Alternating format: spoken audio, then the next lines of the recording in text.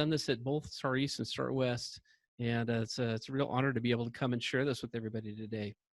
So let's jump on in. We're going to have some Q&A time at the end for those of you guys that have some questions. Save them up, and we'll answer those things from there.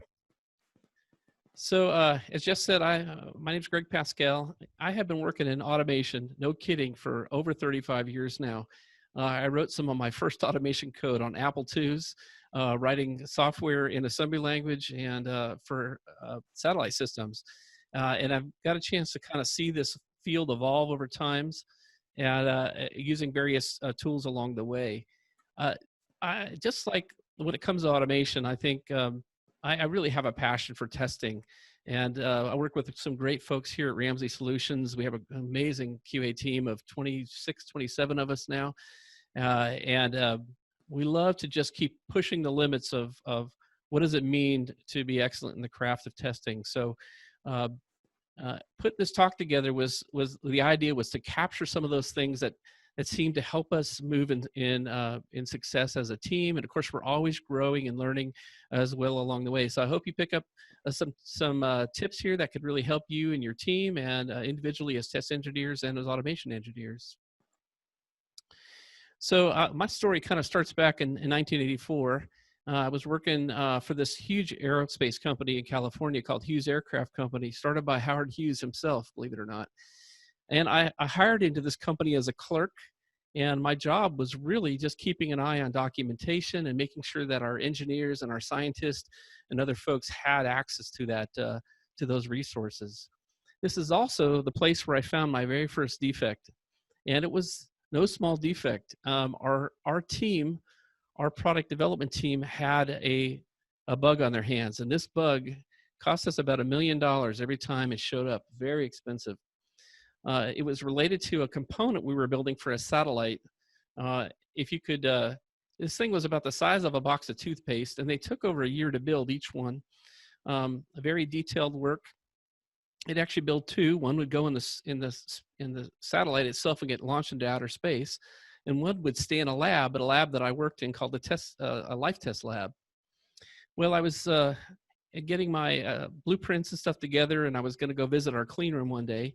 And I heard one of our assemblers working, looking through a microscope and assembling or actually welding a little electrode. If you could imagine welding inside of a kernel of a corn, it was amazing. She had these tiny little probes, and she would weld down there and attaching these pieces. And I heard her say, "Oh, it happened again." And at that point in time, as curious as many of you are, I said, well, what happened again, Ruth? And she said, well, these electrodes don't look like the ones I used to use. And being that I was the documentation guy, I actually had a blueprint for the actual electrode she was using. And sure enough, I pulled it out, and it didn't match. Somewhere along the way, the tooling had changed. And as I looked under the microscope of what she was describing as a problem, I could see this tiny pinhole. I mean, it was the size of a pinprick inside of this little component. And I thought, I wonder if that's causing the problem with these failures. So I went back to my boss and I said, hey, I was with this person and I heard this thing, and I looked under the microscope, and there's this tiny little hole. You really have to use a microscope to even see it. And lo and behold, that was the bug. And I found my very first defect. It saved us many millions of dollars, and out of that I got promoted. I wasn't a clerk for much longer, and I got to move my way into the test lab, and it was just really neat to see how something as simple as just curiosity, and think about you as test engineers. We're curious, and we're always kind of asking that question, well, what was that? Or I want to look further. And that's kind of how I got started into this crazy world. There's this guy named Simon Sinek, and in 2009 he created this TED Talk. And I think it's called How Great Leaders Lead. I think I actually got a How Great Leaders Inspire Action. I've got a little screenshot of it here. If you haven't seen this, you got to get a chance to take a look at it. I think I've even got the URL here for you. Our team just went through this a week or two ago, and the premise of this whole talk is to understand the why of things before we pursue the what. That applies in test engineering, that applies in automation, it applies in engineering in general. Lots of things in life. If you pursue the why, it will help you to pursue the what much better. So if we start to think about these fundamentals, the 7 fundamentals, let's go over the very first fundamental. Fundamental one is, why in the world are you and I involved in software testing? So for me, the first thing that comes to mind of why this is important is we are reducers of risk. If you miss that point, you kind of missed, the goal and the objective of what we do. We're not test case runners and we're not code writers. The work that we do reduce risk so that our customers can receive better software. We're also kind of keepers of the brand. That's what I think about it. We want to protect the brand. Think about those folks that work out at TechSmith. You guys have some of the best products I know of when it comes to screen capture and video recording.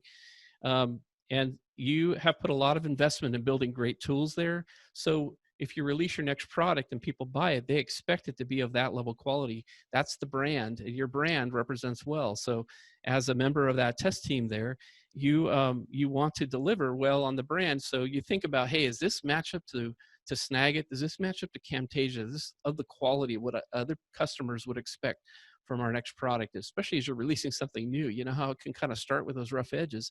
You might say, this is not ready for deployment yet. It's not up to the level we need.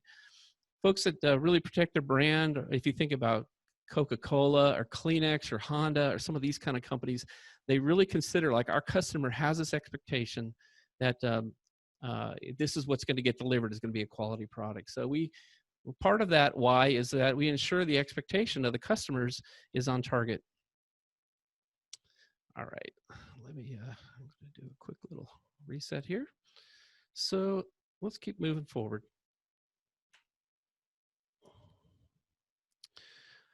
When it comes to fundamental one, the foundations of testing, it's obviously smart to get some sound testing practices. I'm a huge fan of Joe Colantonio. He and I are very good friends. Maybe you've heard some of my talks on the Test Guild or Test Talks. This guy has a passion for testing too, if you haven't picked that up.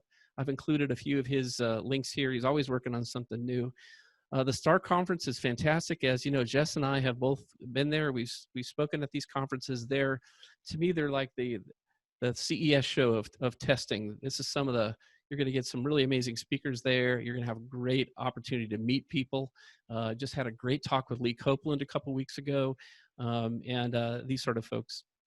Also, pursuing certifications. Our whole team is going through something called Test Lab right now. I'm getting a chance to teach them Test Lab, and we're going through the ISTQB curriculum and breaking it apart week by week and learning something so that we can get them certified and testing, and along that way they're learning many of the foundations. Some of the fundamentals as well in this first fundamental is building a common vocabulary. Think about your team right now, the size of your team. When somebody talks about a defect, does that mean the same thing across the team? At our company, we use the word defect. We actually also use the word bug, which is slang in our field. We have a definition for it. A bug is something that goes live to production, and a defect is something found before. But consider that you want your team to have a common vocabulary. So in this slide here, I show one of the very first things I teach our new test engineers is that we discuss the concept of positive, negative, and boundary testing. These are great fundamentals of software testing, and I want them to be able to communicate in these sort of terms, so much so that they can share it with their devs and other folks that come along the way. Some of the other terms you want to make sure that everybody's on the same page on is the word pass or fail. What's a defect? Think about the word severity or root cause as a really important type of vocabulary to have in your team. When I started putting this talk together, I also decided, why don't I cover some of the common traps, the things that can get you tripped up along the way. And so for the first one, for the foundation piece, some of the common traps that can come up are some of these. Initially, you can have the wrong focus. In the world of QA, the wrong focus looks like this. Hey, how many test cases did you write? How many test cases did you execute? When you start to look at metrics like that, sometimes you get your eye off the quality target, and it becomes the target of metrics of, how many of these things did you do. We always try to encourage our team members that you won't have time to test everything. So have a strategy to help you know what's the right thing to test and the time you've been given. And we're going to actually cover that here in a little bit. I'm going to introduce you to a concept that does that. Another one is making it up as you go. So is this a feature or a bug? You know, it seems like I've done enough testing, or can't the developers just test that? Isn't that good enough? Don't make up test engineering as you go along the way. There's enough great books by people like Dorothy Graham and Lee Copeland and many other folks out there that will really help you get some great foundations to what it means to be a great test engineer. Follow those things. And one of the last ones I've got on this particular slide is around the idea of reinventing test engineering. So terms like bug, defect, error, problem, etc., can all mean the same thing to folks. So, you know, standardize on the vocabulary you use, and be aware of jargon like the word happy path that gets thrown around a lot. That's the same thing as positive testing from our perspective. But our devs a lot of times will like to use the term happy path. I like to come in and help teach them. When I hear that, it means they may not have been introduced to some basic fundamental testing concepts like positive, negative, and boundary testing. So when you hear those sort of things, double back with folks and say, hey, let me teach you some basic concepts that could really help you. And the other one, of course, comes up, I'm sure Jess has seen this as well, as many of you that have been in QA, is recreating defect reporting. And I don't know how many home-built bug tracking tools I've seen done in Microsoft Access, but it's more than one along the way. You know, sometimes it's just worth investing a little bit to get a great defect management tool, and building things on your own. It can seem free at times, but it comes at a lot of overhead. So consider these sort of things and not reinvent what's already been well designed and is in place. Okay, we're going to go on to our second strategy now. This is around the area of the manual test strategy. So once upon a time, there was a tester. He's sitting here behind the microphone right now, and he was needing an effective testing approach. This was the very first time I had actually been given the title as test engineer. And I had this challenge that at a moment's notice, I needed to figure out what I needed to test and get things moved on. So I literally grabbed a little yellow tablet, a tablet like this, and I set it next to my desk, and I began to scribble things down. At that time, I was working for the company Kinkos.com, and I owned the website and testing it. And as I got a release, maybe they were working on some new footer navigation or something like that, I would write down, remember to check that the logo works, and remember to check that these links work. I literally just started writing that down. And before long, I came up with what is now known as the METS testing process. This was around the time Kinkos was purchased by FedEx. What an amazing experience to work for these companies. And really was one of the first talks I gave was on METS, was at Star West, encouraged by my QA manager there. METS is really just a spreadsheet where I took the things that were on that yellow tablet and I began to think about what are the categories of these things, and could I provide some prioritization to them. So I literally looked at a test and I said, well, that's pretty important that, you know, the login functionality works, or that this feature works, and this is kind of low over here, and just started to reorganize it. Our whole team here at Ramsey Solutions exclusively uses the METS process as our testing methodology, and it's really effective and it works well. It requires, like any test strategy, the ongoing maintenance and continuing to pursue it well. So, you know, we have those same challenges like any team with their test documentation. I got more to come on METS down the road, so let's keep on going.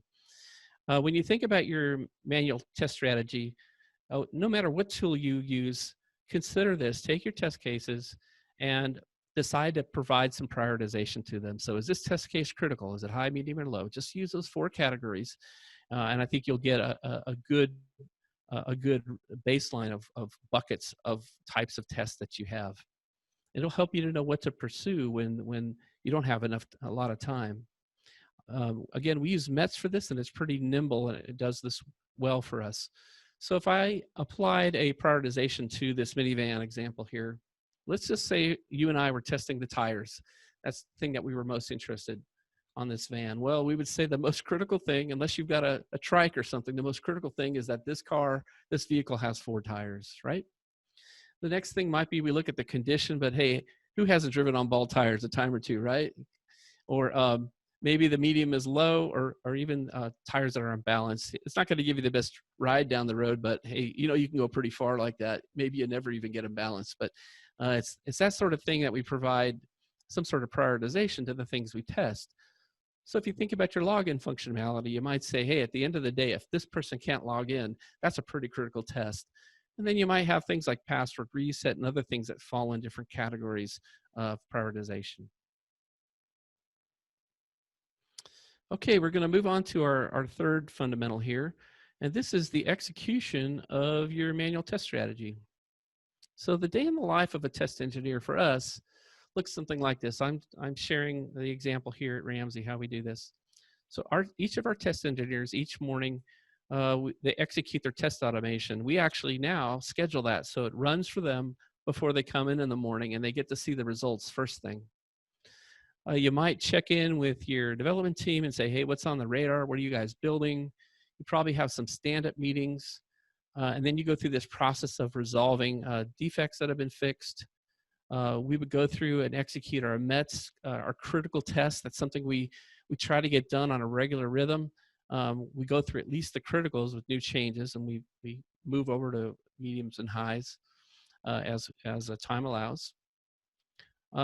What tester doesn't enjoy some exploratory testing? So we carve out some time for that, and we get into use kind of that intuition as a tester to say, you know what, something doesn't smell right over here. I'm going to dig in further and kind of figure out what's going on with the app here. And so I'm going to time box. I'm actually working on a brand new article on this right now.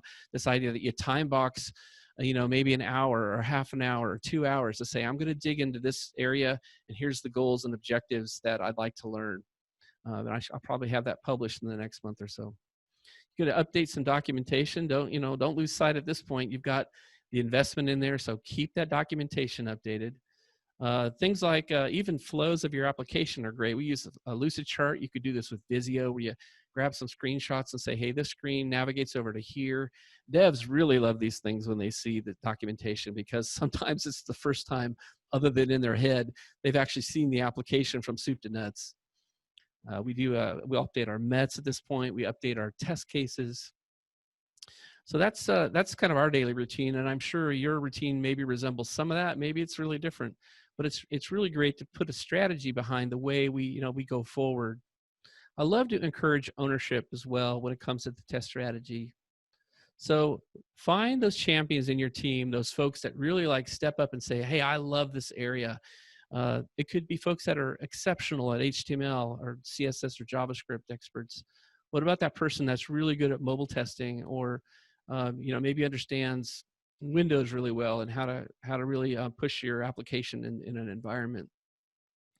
You can also wind up getting ownership around your tools and your methodologies. So like we have an engineer right now, Brian, who's just killing. He's doing a great job on METs. He's becoming our subject matter expert within our company around METs. He'll become a coach to our team. He can help coach them around that. Maybe you've got someone who loves exploratory testing, and they can be borrowed, for a half an hour or an hour every once in a while to say, help coach me through how to test this area well. So look for those sort of folks that you can bring along the way, who have a passion for something, and really take advantage of that. Let's see a little bit more on METs here. So here's a full METs grid here to the left. By the way, you can go to metstesting.com and you can find all these resources for free on my website, including some examples of some very generic METs that you can use right out of the gate for web testing.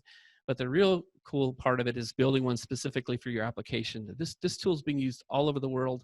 Now, it's really exciting when I hear people write me from the far reaches, and they say, hey, we're using this to test our this application or our flight tracking app or whatever it is. Like I said, we use METs with this idea that we prioritize our test cases from critical, high, medium, and low. This is just a way to capture content in that way. So it gives us a strategy to say, hey, Nick, you've got an hour to test this. Do what go ahead and begin your testing. He pulls out his test plan, his METs test plan strategy. He's able to say, okay, I've got my criticals here, and it's in this category that made the changes. I know exactly, it's almost sniper-like, accuracy that he goes in and he begins to test there well. your test strategy can be done the same exact way. This is just one of many tools that can help you, do that. It's also a great tool to use in exploratory testing because it gives you some focus where to dig in. All right, let's talk about a couple traps that can come in when it's related to test strategies. For whatever reason, why this one reoccurs from time to time, I'm not sure, but I have encountered in more than one shop this idea that with every new release of code, people are rewriting all the test cases over again. I can't think of a worse way to spend your time of rewriting something you've already written well. A good test management tool like ALM or maybe a tool that you have will help you have a repository of test assets you've already built. So don't rewrite things. You can often find this produces these large binders, 3-ring binders that are 3 inches thick, full of test cases that nobody ever wants to look at because it's overwhelming. Those are some good clues that you might be writing too many test cases and maybe not reusing what you've done before. It's funny, I added this point about a year ago to this talk because it's something that I'm aware of that test engineers can fall into for many reasons. As QA leaders and managers and leading your groups, keep an ear out for these words from your test engineers. I just, or I don't care about. These are really 2 very important terms to not lose sight of, because what they're telling you when a test engineer says this is they're intentionally putting some blinders on and ignoring part of the application. To be honest, sometimes this comes from an engineer feeling overwhelmed. Maybe they just got too much work on their plate.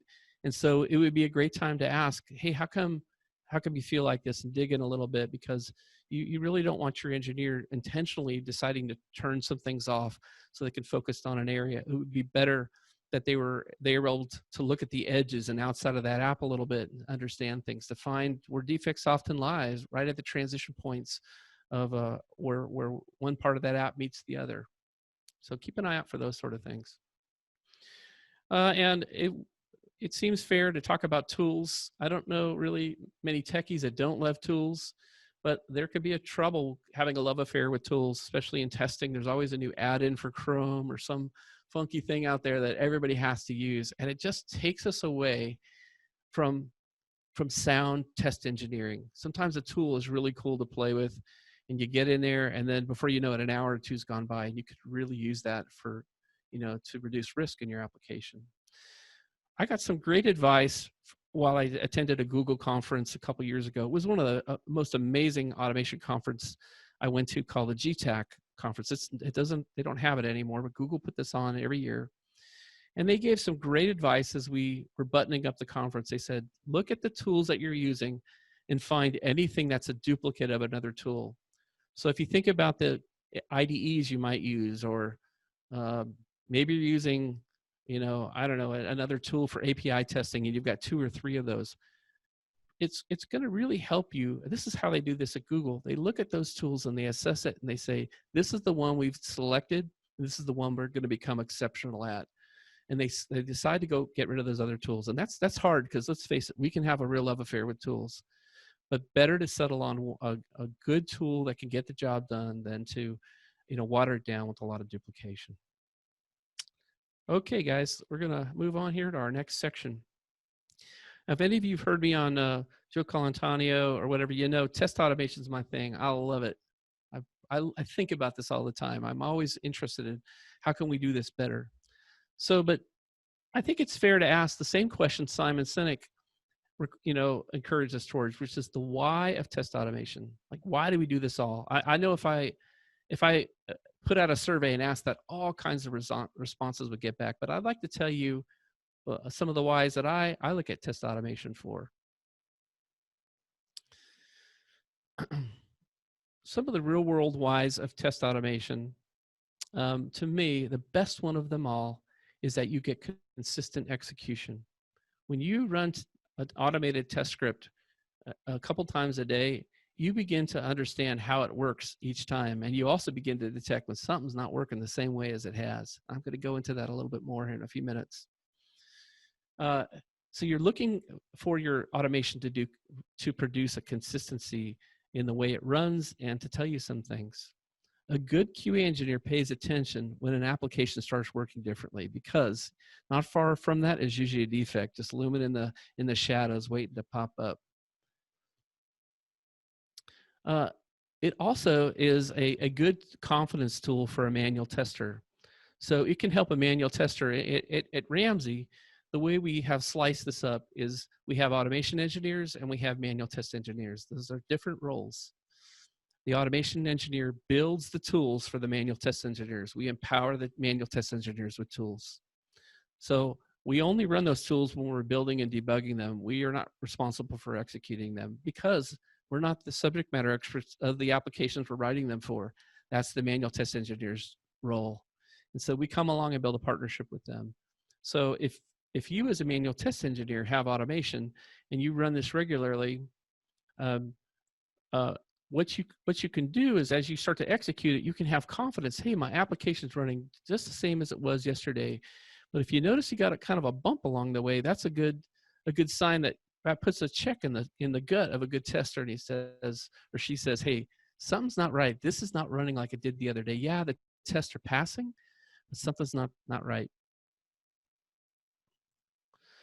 We build our automation based on our MET strategy, believe it or not. So we use METs to help us to know what automation. That's probably the most common question I get on LinkedIn. I'm really active on LinkedIn.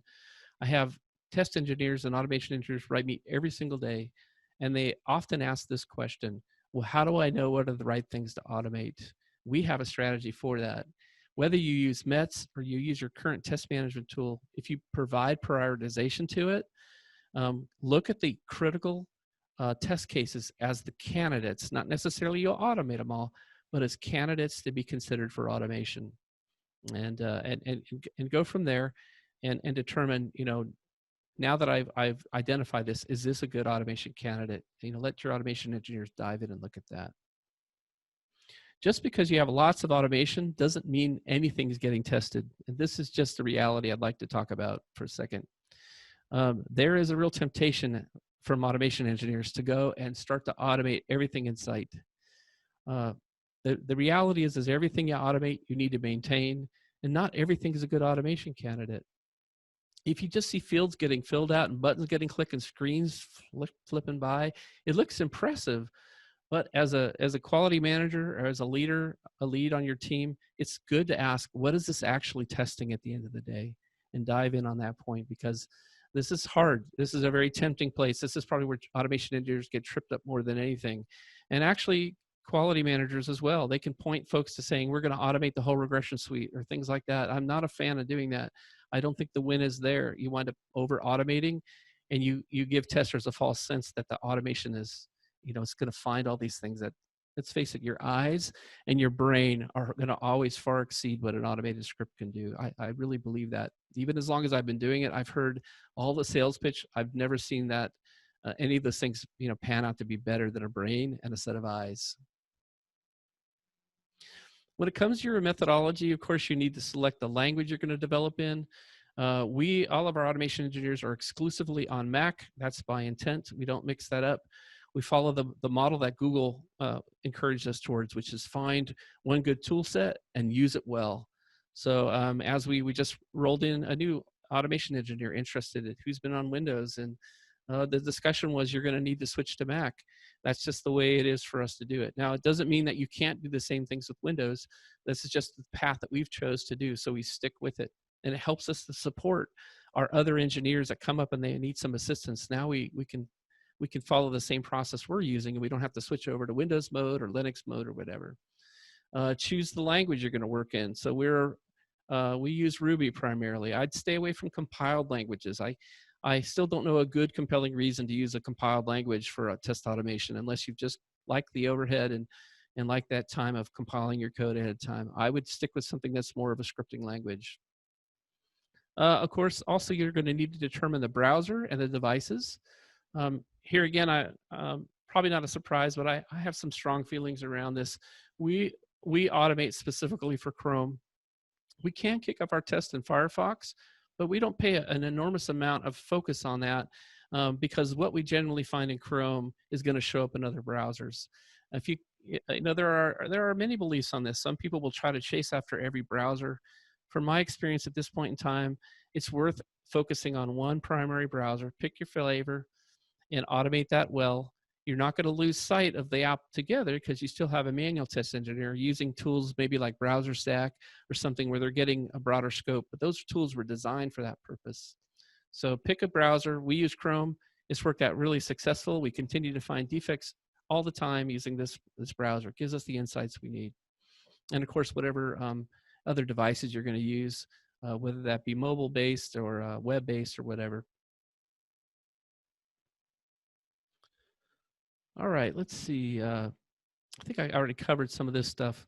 As far as kind of the reality check of automation, if you find it in one environment, it tends to be found in another. I believe automation is never a replacement for a manual tester, but boy, is it empowering for a manual tester that sees it like a tool in their tool belt to pull out when they need a great tool. Remember this too, that automation demos are designed to sell software, and rarely do they represent the reality of writing real effective test automations. So don't get drawn into a demo just because somebody did a record and playback and you're like, wow, I'd love to do that. It usually doesn't pan out. Some other traps when it comes to automation is probably this most important one is nothing is free in test automation. The moment you build it is the moment you'll maintain it. So many folks go to Selenium. I did a survey a number of years ago to find out why people chose the tool, and most came back and said because it was free. And that'll really get you in the long run. Selenium is not free. It might be free to download, but the moment you use it, you have a huge learning curve on how you're going to implement it. Obviously, there are other tools that are expensive, out of the gate, off the shelf sort of tools. Whatever you choose to use, find a good methodology. We dived in on Dave Hefner's teaching when I first got here to Ramsey, and I found that it helped give me at least some rails to walk within that helped give some direction to our initial automation. Be ready for the expense when you get into automation. You're going to have people pitching all kinds of ideas about, hey, this is free, so it's going to be free. And then you're going to wonder, well, why do I need to hire a second and third person now to do this? Nothing is free in automation. So be prepared for the expense of it, whether you buy it off the shelf or whether you're using open source. You're probably going to wind up spending about the same amount of money, short of maybe a little bit of licensing costs. Go ahead and get the training you need from the vendor if at all possible. And never use a tool just by discovery. I have a saying, use a tool as designed, not as discovered. So go ahead and learn, how is this tool meant to be used, not how did I discover to use it, because you're going to leave a lot of great features. Think about a killer tool like Snagit. I love this tool. It's got so many great features.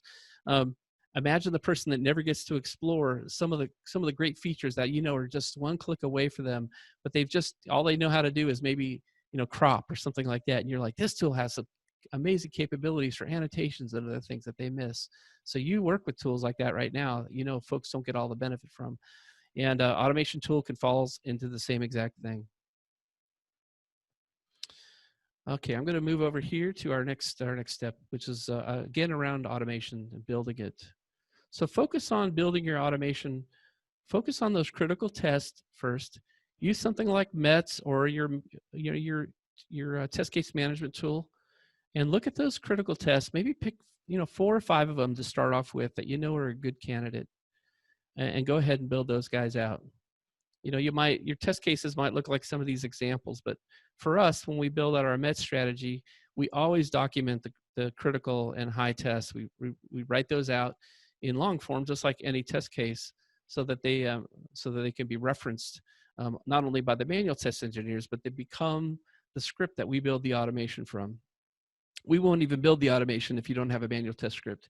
And our test engineers will go through the process of manually executing it, or automation engineers will, of manually executing the script before they even begin to write the automation. And if they find there's gaps in there and it's just not well documented, as some of our guys know, we'll come back to you and say, hey, we need you to give us more detail here. This isn't detailed enough.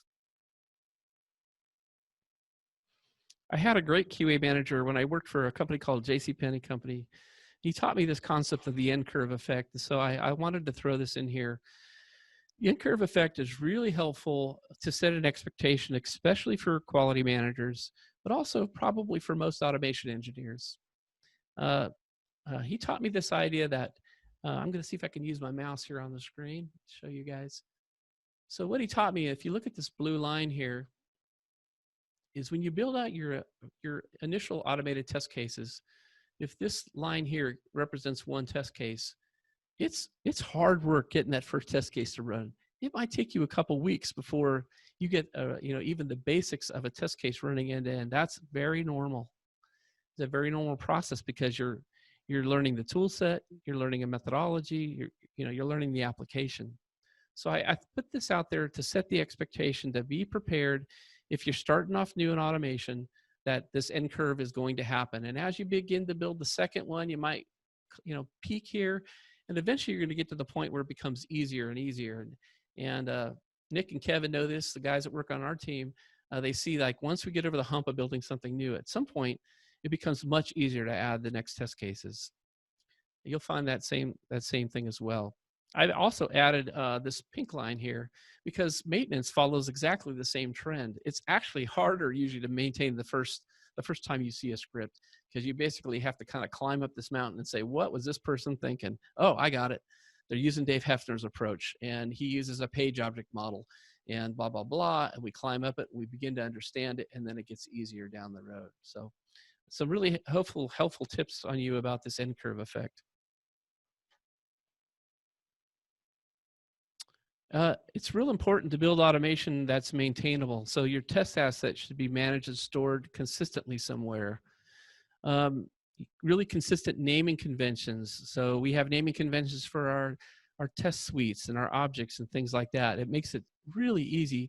When I'm looking at a page object, I know they all start with PO, so it makes it easy. When I'm looking at a locator, they begin with LO as a variable name. Our tool set we use RubyMine. It's like IntelliJ, is a similar tool.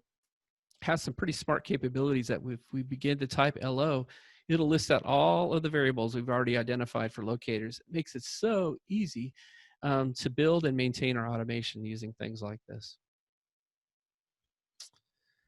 And as much as you can, try to mirror the physical application when you organize your test assets. So avoid abbreviations.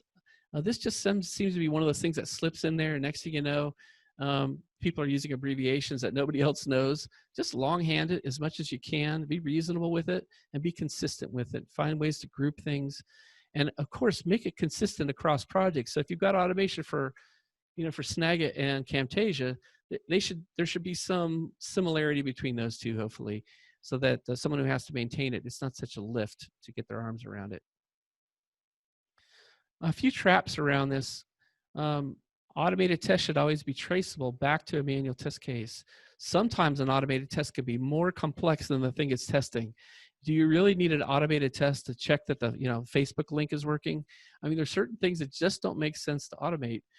You've got more work in maintenance than you could manually test this thing 100 times over. So be wise about the things you choose. Sometimes they're tied to a specific user or a computer. You have that classic "it works on my machine" sort of problem. Or overly complicated to use. We've seen that reality too. Or there's no reporting capabilities. It's just like, well, I think it did that last time. We put a lot of emphasis on reporting in our automation here. If anybody's interested in that topic, reach out to me on LinkedIn, and I've got a whole paper on that topic. And I said I'd mention this. Sometimes you can run into this problem I call the ROI roller coaster. I'm going to get my mouse up here. This line up here, I actually did a whole talk at the STAR conference on this. The ROI roller coaster, there's these things called ROI robbers, and they steal away from your automation. When you see a situation where you feel like the N-curve effect, you finally got over the hump and you figured it out, and then you start to go downhill, and all of a sudden you're like, wait a second, I feel like I'm climbing another mountain again. Over and over again, this is a good indication of practices that have not been applied consistently across your automation, and they're really good to be aware of. And oftentimes it means you're ready for probably a rewrite or refactor and get a better handle on how the team is going forward with their automation. All right, I'm going to kind of cover some of these last pieces quick because I want to get a little bit of Q&A time in here. So here's how our manual testers use their automation. So the fundamental 6 is all about coupling these two things together. Okay. So our manual test activities is our automation gets run every day. Our manual tester executes it. We've been, like I said, we've even got some of that scheduled for them now. They run it at the same time under the same environments and in the same order, regardless of new code build. There's some really great reasons for that I'm going to cover in this next slide. When you begin to do that, you begin to do learn what I call the personality of an application. This is where you find, guys, this is where you find some of the best defects when you partner a manual test engineer with great test automation. Because the reality is, some of you, when I share this, you're going to be like, that's my application. Sometimes you find when you run your automation in your application and everything runs very cooperative. It always runs perfect, it's consistent, and it's predictable. If you got that, well then, great job.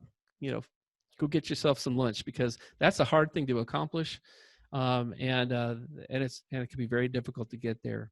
But it's also a great indicator that when all of a sudden things start to run a little bit like this guy, where they're stubborn and they're temperamental to run, and like, this is normally very cooperative and it works. Now something's up, and probably a defect is not far off. So begin to learn the personality of your application. Is it temperamental to run? Is it tired and latent? Looks like it needs a cup of coffee, in the afternoon. What about an application that's really strict and requires very specific running conditions, and it's very unforgiving? These are realities of apps. I have seen all of these variations, and it's why I wanted to include this slide, because it's very helpful to be aware that applications sometimes show up this way, and when they begin to start working different, that's the time you, as a manual engineer, start to pay attention, because there's probably not a defect too far down the road. These can sometimes be an indicator of something I call a soft fail, or something that's on its way to failing. When automation fails, the things I always tell our team to do right out of the gate is just run it again. Sometimes you will run into a flaky test. Run it again and see if you get the same results. If you do, hey, now dig in further. It probably took you all of 3 minutes to run it, and you have a much better insight that there's something really here. This isn't just a flaky test. You'll want to analyze the results for identical results. And let's talk about flaky tests for a moment. I learned this term at that same Google conference I told you a moment ago. A great definition, grab a screenshot of this if you don't have it.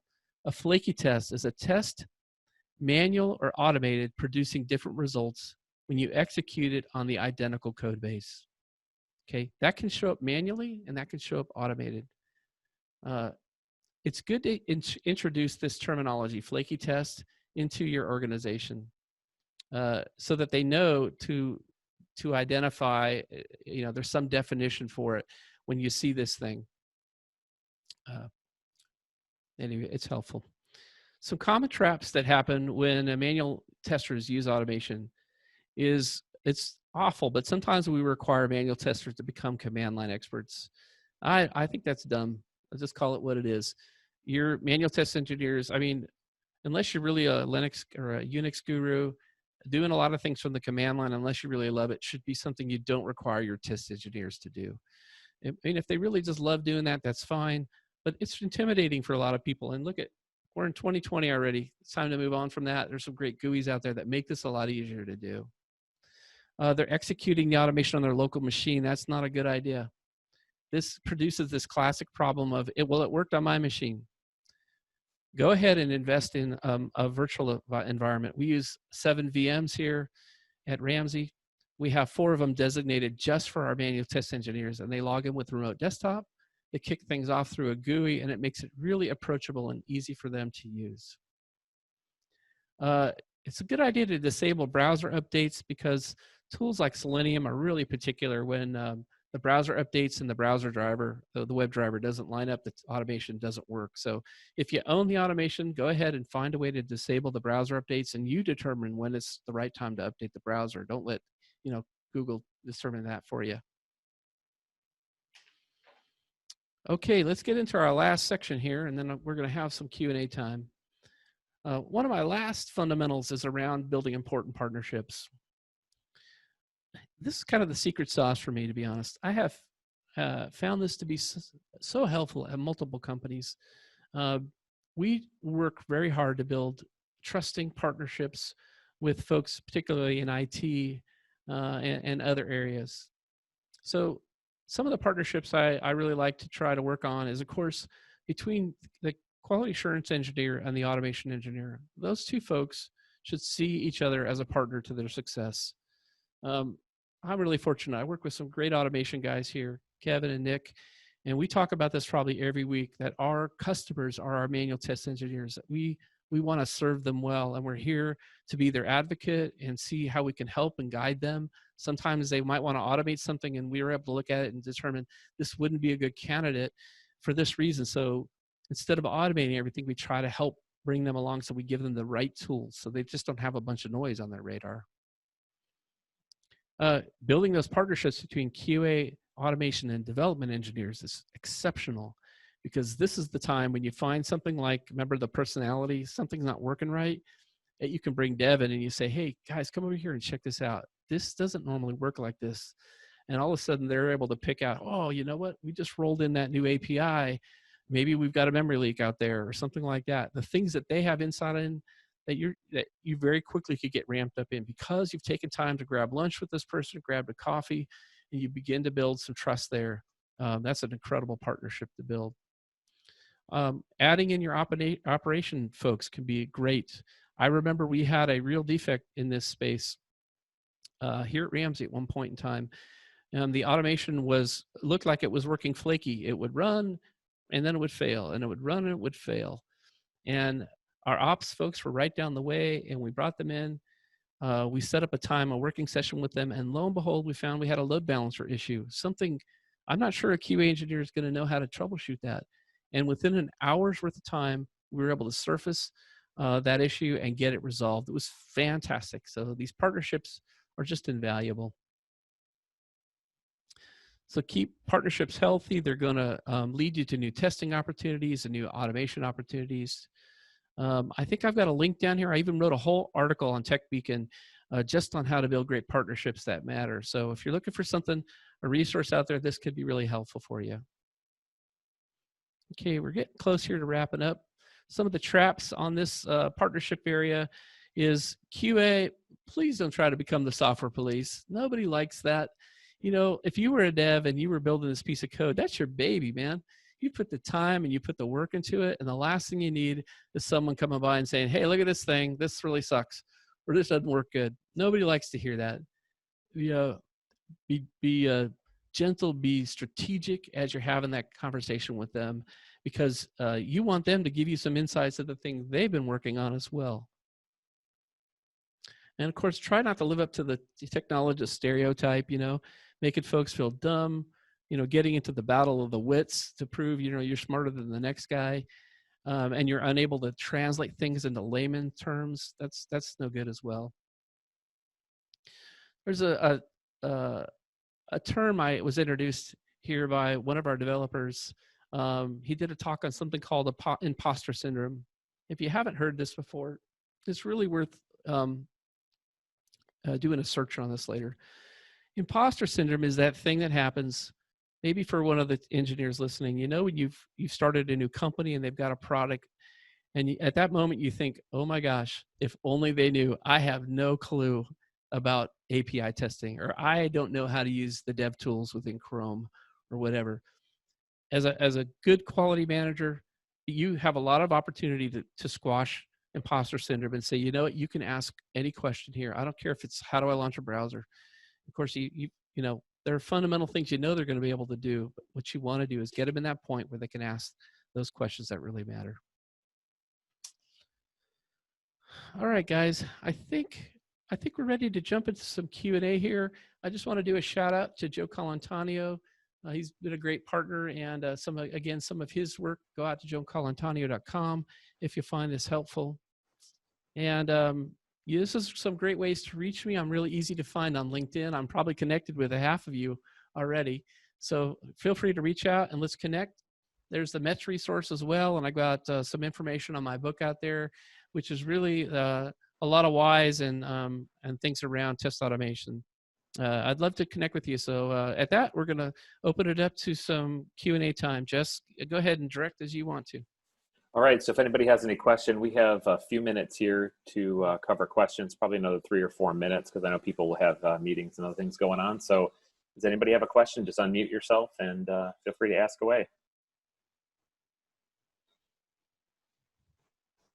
Not a question, but then this has been pretty much a refresher, I would say. And I think, Greg, you and I have been already connected on LinkedIn. So I pretty much follow like what you have been doing, and I'm into this leadership role. So I was thinking of the similar lines, and it's great that, my observations about the current importance about, there are certain things that I want to add, wherein the stakeholders come in and they simply say the people, okay, we want one-click automation. We want 100% of test cases to be automated. So, it's something like it's an industrial myth who do not understand the constraints associated with the QA automation. And I think you touched base on quite a lot of things. And, I totally agree with the nice terminology that you have used, like the common QA traps. So you're spot on that. Good. I'm happy those helped you out. Yeah. Yeah. Very good. I had a quick question. My name is Teresa Potts.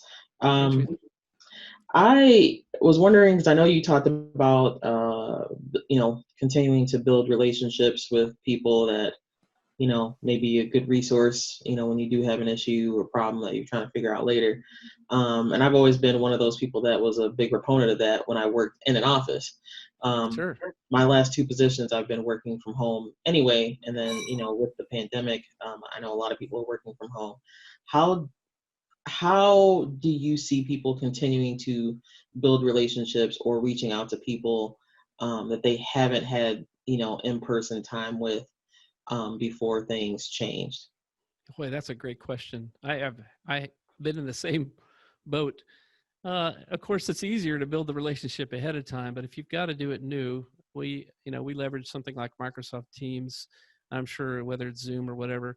I guess, start off by recognizing, there's a lot to be said about humility and going before people and saying, hey, I want to learn more about this aspect of how DevOps comes into play in this application. Can you give me 10 minutes? I would start by being in a place where you're humble enough to learn and go in with that teachable attitude. And I think most people want to help folks.